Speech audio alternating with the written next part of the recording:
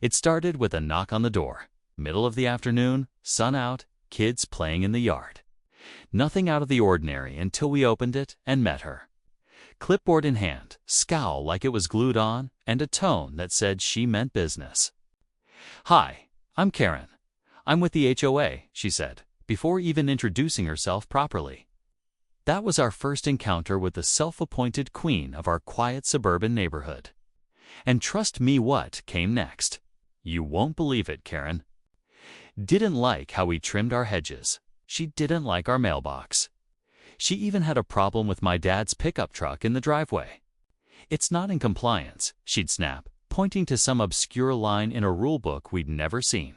We tried to be polite at first, told her we'd take a look. But soon, she was showing up uninvited, snapping photos of our yard, writing up violations, and leaving passive-aggressive notes on our door like it was her full-time job. The thing is, what Karen didn't know: my mom, my dad, my sister, and I were all lawyers. And while we moved here for peace and quiet, we weren't about to let some power-tripping HOA rep walk all over us. Still, we kept our cool. Tried reasoning with her. But it only seemed. To make things worse, then came the day that changed everything. Karen showed up with 2 police officers claiming we were harassing her. Yep, us. The same family who had said maybe 10 polite sentences to her in total. That's when things really hit the fan. Because if Karen thought she could twist the truth and hide behind her clipboard forever, she clearly underestimated who she was dealing with and what happened next. Let's just say Karen wasn't ready for what came when the law showed up. On our side, the officers looked confused the moment they stepped onto our lawn. You could tell by their expressions this wasn't the kind of emergency they were expecting.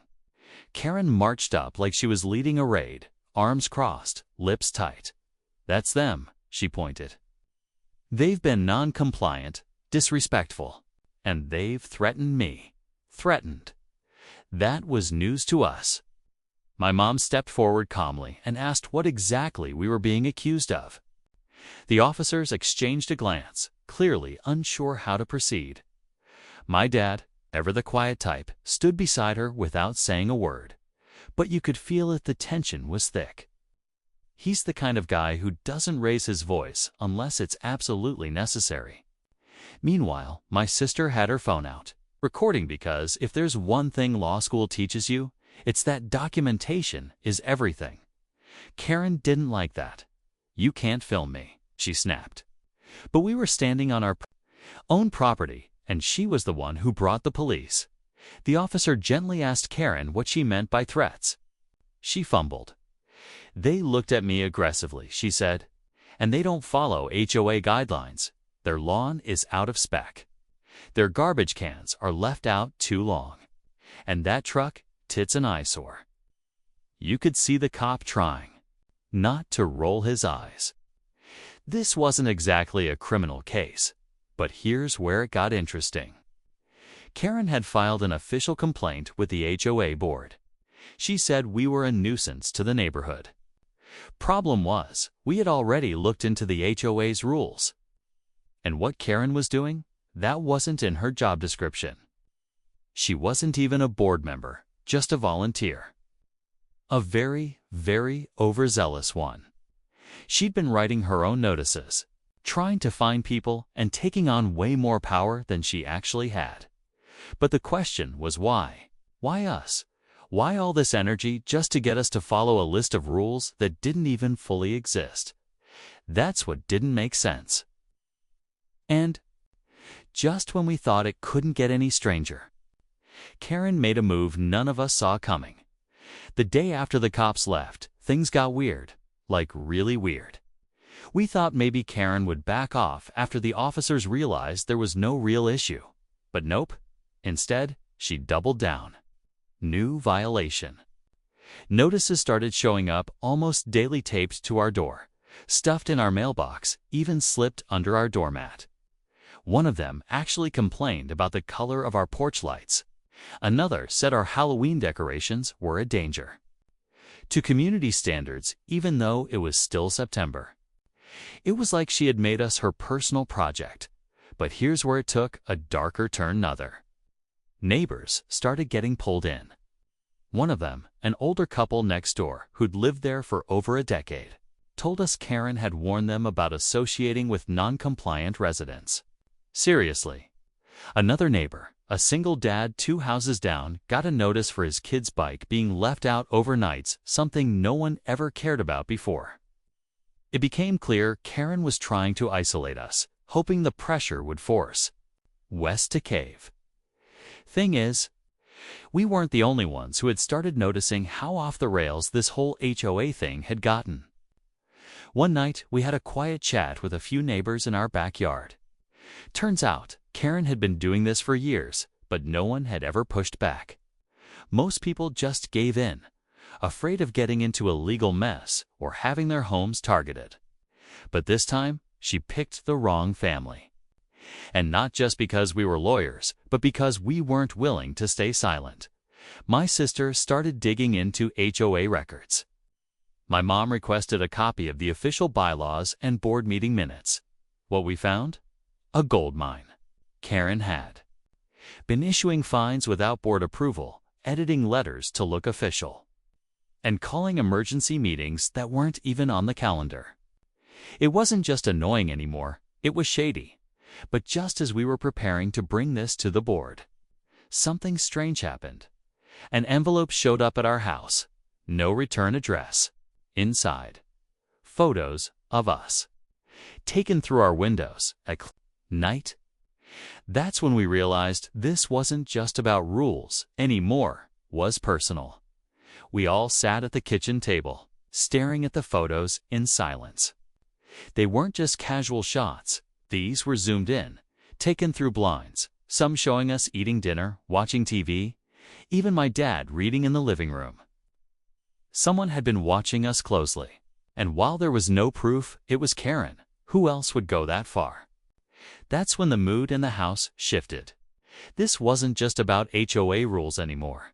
This was creeping into harassment. Maybe even stalking. My mom called a meeting with the HOA board the very next day. She wasn't going to accuse anyone outright, but she wanted answers about who had access to the HOA letterhead Karen had been using, and whether anyone had authorized these fines. But here's the twist. At that meeting, Karen didn't even show up.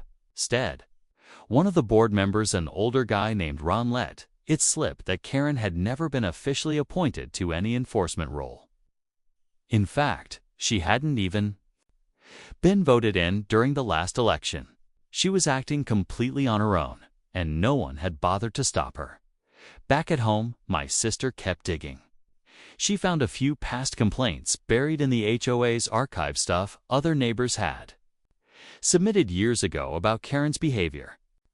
Most were brushed aside or quietly archived. But the more we read, the more a pattern emerged.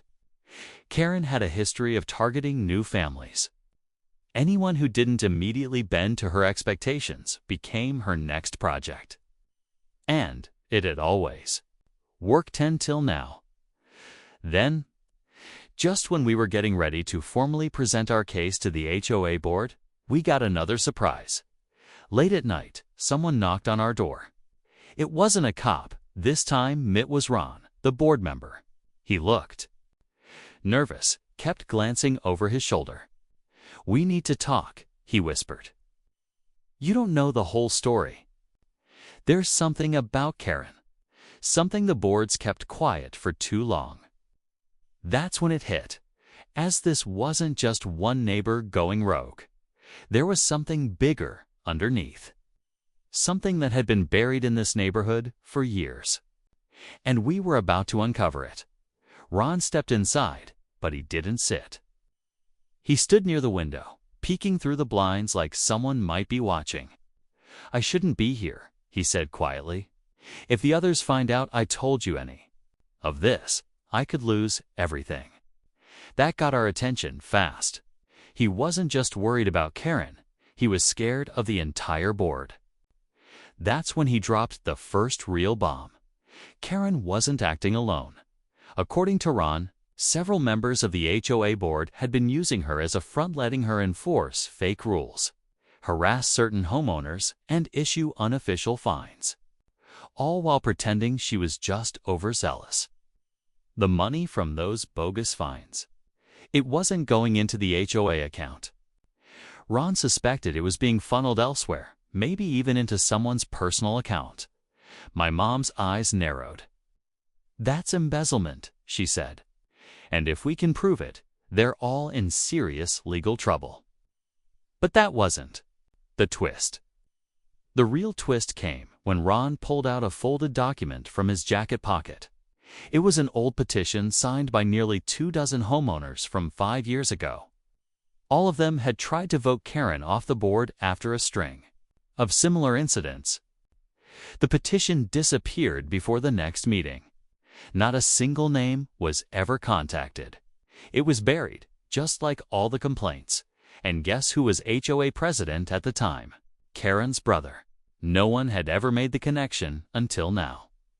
We're dealing with a full-blown neighborhood power circle built on intimidation, fake authority, and buried paperwork. And the deeper we looked, the worse it got. My sister ran a search on county records and found something none of us saw coming. Karen had filed a lien against a neighbor's home 2 years ago without board approval, without due process, and without any legal standing. Now the stakes were higher than ever. This wasn't just a bad neighbor or even a corrupt board. People's homes, finances, and peace of mind had been put at risk for the